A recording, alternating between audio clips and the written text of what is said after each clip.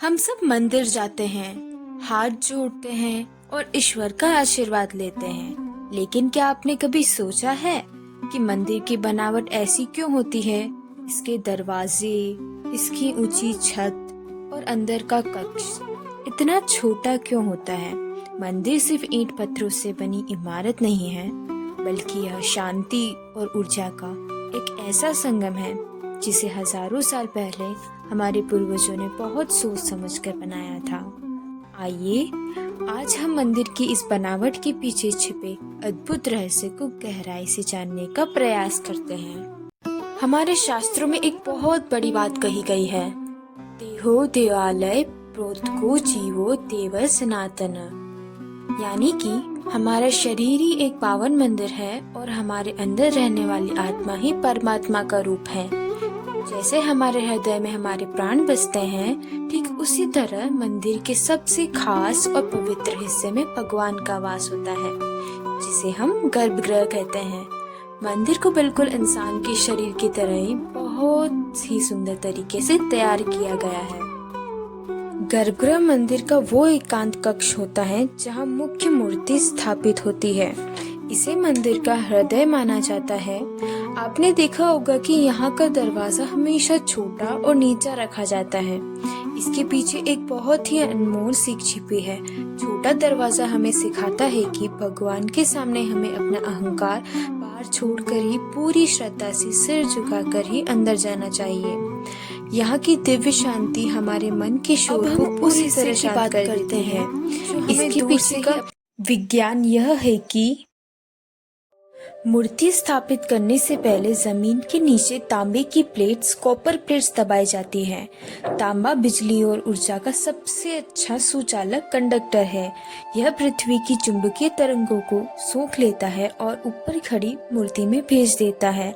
इसलिए जब हम मूर्ति के पास खड़े होते हैं तो यह ऊर्जा हमारे शरीर में प्रवेश करती है। मंदिर में प्रवेश करते ही हम घंटी बजाते हैं। इसके पीछे भी एक गहरा विज्ञान है। जब हम घंटी बजाते हैं तो उससे एक खास तरह की गूंज पैदा होती है जो हमारे दिमाग को तुरंत शांत कर देती है और हमारी एकाग्रता बढ़ाती है।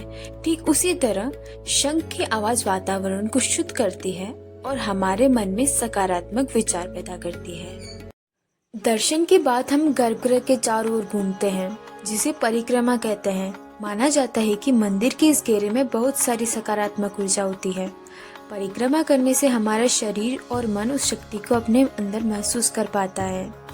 इसके पीछे का विज्ञान यह है कि मूर्ति और गर्भगृह से लगातार सकारात्मक ऊर्जा निकलती है।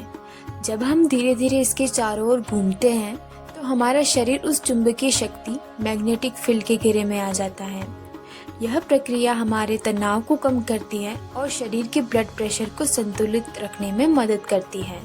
अब हम उस हिस्से की बात करते हैं जो हमें दूर से ही अपनी ओर खींचता है, शिखर। शिखर का मतलब होता है पर्वत की चोटी। जैसे हिमालय की चोटियां आसमान को छूती है, वैसे ही मंदिर का शिखर हमें सिखाता है कि हमारी सोच भी ऊंची और नेक होनी चाहिए।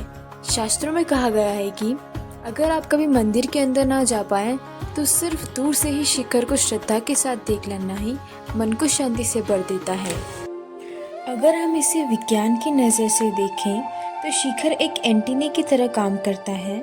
यह ऊपर से ब्रह्मांड की सारी सकारात्मक तरंगों को अपनी ओर खींचता है और उन्हें सीधे नीचे गर्भगृह में मौजूद भगवान की मूर्ति की ओर भेज देता है। इसलिए जब हम मूर्ति के सामने बैठते हैं तो हमारा मन अपने आप ही एकाग्र हो जाता है।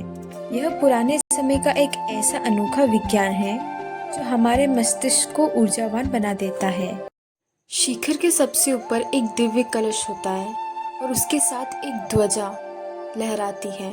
कलश को सुख और समृद्धि का प्रतीक माना जाता है, जबकि लहराता हुआ झंडे हमें याद दिलाता है कि ईश्वर की शक्ति हवा की तरह हर जगह मौजूद है। भले ही हमें दिखाई न दे, पर वह हमें महसूस जरूर होती है। शिखर पर तांबे का कलश लगाने के पीछे का विज्ञान यह है कि यह एक तड़ित चालक लाइटनिंग अरेस्टर का काम करता है। आसमान से गिरने वाली बिजली को यह तांबा सोख लेता है और मंदिर को कोई नुकसान पहुंचाए बिना ही उसे सुरक्षित तरीके से जमीन में भेज देता है। साथ ही तांबे की कलश से टकराकर हवा भी शुद्ध हो जाती है। हमारे देश में मंदिर बनाने की कला बहुत पुरानी और समृद्ध है।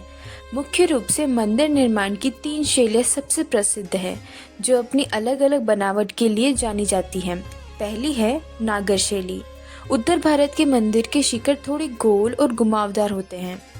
ये शिखर ऊपर की ओर जाते हुए धीरे धीरे पतले और नुकीले होते जाते हैं। इसका सबसे सुंदर उदाहरण है ओडिशा का जगन्नाथ मंदिर। इसकी भव्य बनावट दूर से ही किसी ऊंचे पर्वत जैसी दिखाई देती है। नागर शैली के बनावट के पीछे का विज्ञान यह है कि यह उत्तरी भारत की मिट्टी और भूकंपीय क्षेत्रों सिसमिक जोन को ध्यान में रखकर बनाई गई है। इसका घुमावदार आकार भूकंप के झटकों को सहने की क्षमता रखता है।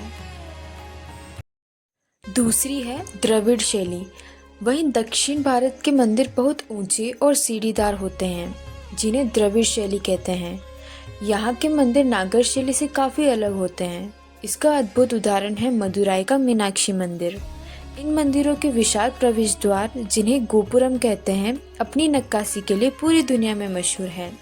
द्रविड़ शैली के बनावट के पीछे का विज्ञान यह है कि दक्षिण का पत्थर बहुत मजबूत होता है, इसलिए वहाँ भारी और सीढ़ीदार गोपुरम बनाए गए, जो हजारों सालों तक स्थिर रहते हैं। तीसरी है वेसर शैली। नागर शैली और द्रविड़ शैली के मेल से जो तीसरी शैली बनती है, उसे वेसर शैली कहा जाता है। यह उत्तर की गोलाई और दक्षिण की सीढ़ीदार बनावट का एक बहुत ही सुंदर संगम है। इसका बेहतरीन उदाहरण है होयसलेश्वर मंदिर। यहाँ की वास्तुकला हमें बताती है कि कैसे अलग अलग शैलियाँ मिलकर एक सुंदर और अद्भुत संरचना का निर्माण करती हैं। वेसर शैली के मंदिरों में नागर और द्रविड़ दोनों शैलियों का समन्वय देखने को मिलता है। होयसलेश्वर मंदिर की विशेषता इसकी जटिल नक्काशी, सितारा, स्टार शेप्ड आधार और अत्यंत सूक्ष्म कलाकारी है। मंदिर की दीवारों पर देवी देवताओं, पशु पक्षियों और पौराणिक कथाओं की अद्भुत मूर्तियां उकेरी हुई है, वो इसे और भी आकर्षक बनाती हैं। इस मंदिर की बनावट इस प्रकार की गई है कि हवा का दबाव, एयर प्रेशर संतुलन में रहे और संरचना लंबे समय तक सुरक्षित बनी रहे। इसकी मजबूत आधारशिला और कलात्मक निर्माण इसे भारतीय वास्तुकला का एक श्रेष्ठ उदाहरण बनाता है। तो अब हम समझ सकते हैं कि हमारे पूर्वज कितने बड़े वैज्ञानिक थे। मंदिर जाना सिर्फ धार्मिक क्रिया नहीं, बल्कि खुद को रिचार्ज करने का एक विज्ञान है। गर्भगृह की गहराई हमें एकाग्रता सिखाता है और शिखर की ऊंचाई हमें ऊंचे लक्ष्य पाने की प्रेरणा देता है। मंदिर का असली उद्देश्य हमें प्रकृति और ब्रह्मांड की ऊर्जा से जोड़ना है, जो कि परम भक्ति का आनंद है। विज्ञान और श्रद्धा का पावन संगम मंदिर।